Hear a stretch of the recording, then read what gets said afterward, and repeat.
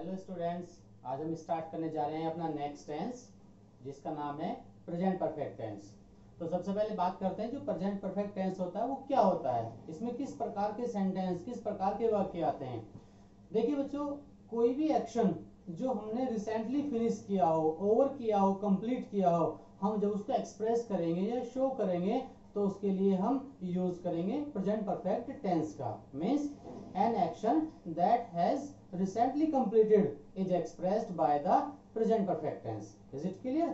अब बात करते हैं इस टेंस का स्ट्रक्चर क्या है। इसका जो स्ट्रक्चर होता है वो होता है बेटा कि इस टेंस में सब्जेक्ट के बाद हैज हैव का यूज होता है as a helping verb. Singular subject के साथ हैज का यूज करते हैं और प्लूरल के साथ हैव का यूज करते हैं, और इसमें हमेशा वर्ब की third form means past participle का यूज किया जाता है। आइए डिस्कस करते हैं।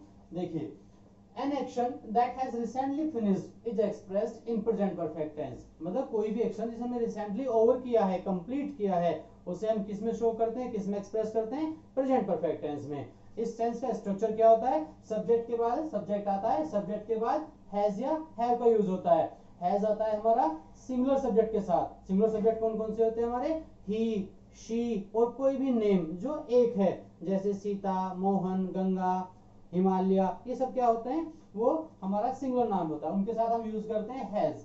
दूसरा हैव को यूज करते हैं प्लूरल नाउन के साथ, प्लूरल सब्जेक्ट के साथ, जैसे आई, यू, वी, दे और बहुत सारे कोई भी नाउन जिनकी संख्या एक से ज्यादा है, वहां पर हम यूज करते हैं हैव का।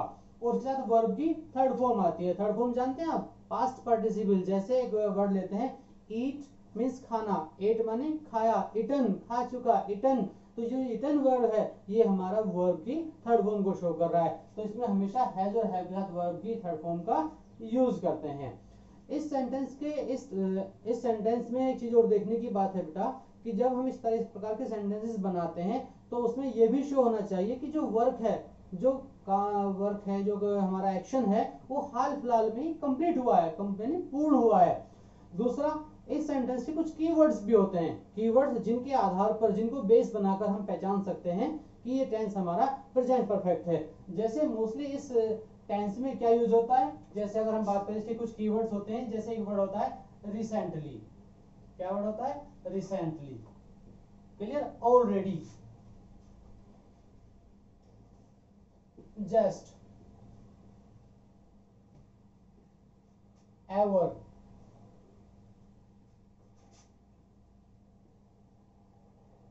before time, yet।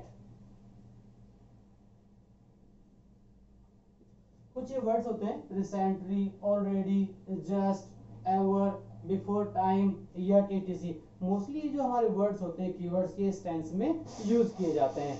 For example, हमने भी एग्जांपल देते हैं। जैसे फॉर एग्जांपल हमने बात करा, मैंने कहा आपसे कि चलिए आप इस चैप्टर को पढ़िए। आपने कहा सर ये चैप्टर तो अभी अभी तो पढ़ा है, हमने हाल फिलहाल में इसको पढ़ लिया है। तो आप क्या कहेंगे, we have recently studied this chapter। अब आपने देखा कि आप यहाँ पर जो सब्जेक्ट था वी, वो हमारा प्लूरल था, और इसमें हेल्पिंग वर्ब आई क्या, हैव। हैज तो नहीं आया क्योंकि भी बहुत सारे होते हैं। और वर्ब क्या थी हमारी, स्टडी करना। स्टडी की थर्ड फॉर्म क्या होती है, स्टडीड। तो we have recently studied this chapter. तो इससे पता चलता है कि वी हम प्रेजेंट परफेक्ट टेंस को पढ़ रहे हैं। Is it clear? और एग्जांपल देखिए दो। Next, I have just taken T. मैंने अभी अभी चाय पी है, मैंने अभी अभी चाय पी है यानी पी ली है, हाल फिलहाल में वर्क को कंप्लीट कर लिया है। तो कोई भी ऐसा एक्शन जो कुछ समय पहले ही कंप्लीट किया जाता है उसको हम एक्सप्रेस करते हैं, शो करते हैं किसमें, प्रेजेंट परफेक्ट टेंस में। Is it clear? यदि सेंटेंस में नोट लगाना हो तो नोट हमने पहले वीडियो में बताया था कि नोट लगाने के लिए हमेशा हेल्पिंग वर्ब के बाद ही नोट का यूज किया जाता है। जैसे अगर हम बात करें, she has not return my book, और येट का मतलब अभी तक। येट का जो यूज होता है मोस्टली नेगेटिव सेंटेंस में होता है। अभी तक उसने मेरी जो बुक है वो वापस नहीं की है। She has not return my book yet. Is it clear? Next, अगर सेंटेंस को इंट्रोगेटिव बनाना हो तो इंट्रोगेटिव कैसे बनाते हैं? इंट्रोगेटिव बनाने के लिए हमने बताया था इंट्रोगेटिव दो प्रकार के सेंटेंस होते हैं, एक हमारे होते हैं ऑप्शनल इंट्रोगेटिव और एक होते हैं हमारे क्वेश्चन वर्ड इंट्रोगेटिव। तो जो हमारे ऑप्शनल इंट्रोगेटिव होते हैं उसमें हेल्पिंग वर्ब जो भी सेंटेंस में दी होती है हमेशा उसको सब्जेक्ट से पहले यूज कर देते हैं और सेंटेंस बन जाता है हमारा optional interrogative, means based on yes और no answer. Is it clear? तो उसका स्ट्रक्चर क्या होगा? उसका स्ट्रक्चर हम यहाँ देखते हैं। उसका जो स्ट्रक्चर होगा वो इस प्रकार होगा बेटा कि उसमें आप सबसे पहले यूज करेंगे इंट्रोगेटिव फर्स्ट डालेंगे, इंट्रोगेटिव फर्स्ट के बाद हैज या हैव, और हैव के बाद क्या करेंगे? सब्जेक्ट। सब्जेक्ट के बाद यदि दिया हो तो उसमें नोट लगाएंगे, यदि नोट नहीं दिया है तो क्या करेंगे? वर्ब भी थर्ड फॉर्म का यूज कर देंगे। वर्ब की थर्ड फॉर्म के बाद आता है हमारा ऑब्जेक्ट और बाद में क्वेश्चन मार्क, इसे लगाना बिल्कुल ना भूलें। Is it clear? Example, has she bought this car? क्या उसने इस कार को परचेज कर लिया है, खरीद लिया है? तो ये हमसे क्वेश्चन पूछ रहे हैं कि क्या उसने इस कार को परचेज कर लिया। यदि उसने परचेज कर लिया होगा तो आंसर आएगा यस, और यदि उसने ना किया होगा तो आंसर आएगा नो। तो ये हमारा इंट्रोगेटिव फर्स्ट टाइप होता है, यानी ऑप्शनल इंट्रोगेटिव होता है। और यदि ये हमारा सेकंड टाइप में आ जाए जिसमें क्वेश्चन वर्ड दिए होते हैं तो क्या करना चाहिए? केवल क्वेश्चन वर्ड को ऐड कर दीजिए यहाँ पर, केवल क्वेश्चन वर्ड। क्वेश्चन वर्ड के बाद जो सेंटेंस का स्ट्रक्चर है वो बिल्कुल सेम ऐसे रहता है, means has have. Has have के बाद क्या आता है? सब्जेक्ट। सब्जेक्ट के बाद दिया है तो नोट, नहीं तो वर्ब की थर्ड फॉर्म प्लस ऑब्जेक्ट और प्लस क्वेश्चन मार्क। ये हमारा सेकंड टाइप का बन जाता है। जैसे why have you not studied this chapter yet? आपने अभी तक इस चैप्टर को स्टडी क्यों नहीं किया है? इस प्रकार के सेंटेंस में आप देखते हैं कि क्वेश्चन वर्ड के बाद हैज हैव का यूज होता है अकॉर्डिंग टू सब्जेक्ट। यदि यहाँ पर प्लूरल होता है तो हैव आता है और सिंगुलर होता है तो हैज आता है। Is it clear? एक एक्स्ट्रा यूज में आपको इस टेंस का और बताता हूं।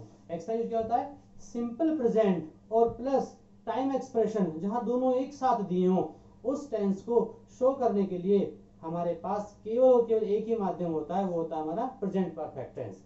जैसे फॉर एग्जांपल मैंने कहा मैं आपको 2 वर्षों से जानता हूं। क्लियर? आपने देखा जानता हूं, ऐसा लग रहा है कि फिक्स सिचुएशन है, तो ये तो सर सिंपल प्रेजेंट होना चाहिए, आई नो यू, मैं आपको जानता हूं। लेकिन नहीं, जहां पर सिंपल प्रेजेंट और प्लस टाइम एक्सप्रेशन, क्योंकि मैं आपको कई वर्षों से, 2 वर्षों से, 3 वर्षों से या कई दिनों से जानता हूं, वहां पर टेंस हमेशा ध्यान रखो टाइम आते ही टेंस हमारा प्रेजेंट परफेक्ट बन जाता है। तो उसका दूसरा स्ट्रक्चर होता है ये कि प्रेजेंट इंडेफिनिट जिसे आप बोलते हैं, present indefinite plus time expression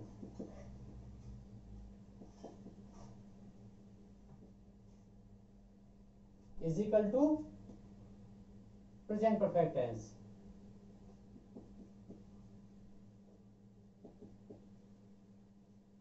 For example, I know, I have known your father since 2005. I have known your father since 2005. मैं 2005 से आपके फादर को जानता हूँ। इस तरह के जो सेंटेंस होते हैं उसको जिसमें टाइम एक्सप्रेशन दिया होता है और जो कंडीशन होती है, जो आइडेंटिटी दी होती है, जो उसका स्ट्रक्चर दिया होता है, वो देखने में ऐसा लगता है सिंपल प्रेजेंट हो, लेकिन सिंपल प्रेजेंट होता नहीं है, एक्चुअल में वो प्रेजेंट परफेक्ट टेंस होता है। जैसे दे हैव